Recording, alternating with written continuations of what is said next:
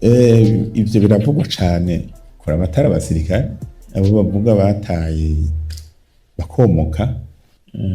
Jewe ntabonzi gutyo mugabo hari abasirikare bakivamo, mugabo hariho n'abandi bafata ingingo iciye hafi ukazubona afashe ingingo kagenda adasezeye, nk'uko no mu bindi bisata by'ubuzima bw'igihugu.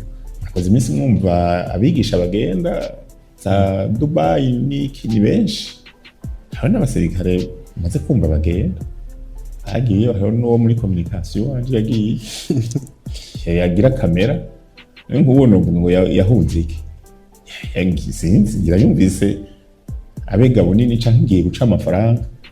Umusirikare wumva yuko yaje guca amafaranga bamwe bari ati uje kurondera amafaranga yihenze sa. Rero habonetse amafaranga y'agasabuni baraguha ukoga kugira ntugire imvutu n'ubuhoma. Kabonetse utorako, katabonetse ukora ibikorwa byo gukingira bene gihugu.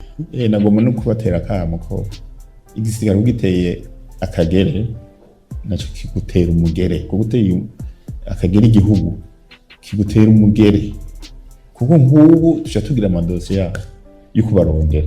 Ushaka kugenda neza genda mu rupfasoni mu kujya winjiye barakurekura, mugu ugiye ukagitera irari barakurondera barakurondetse aho uzozira hose uzofatwa kandi uzobazwa.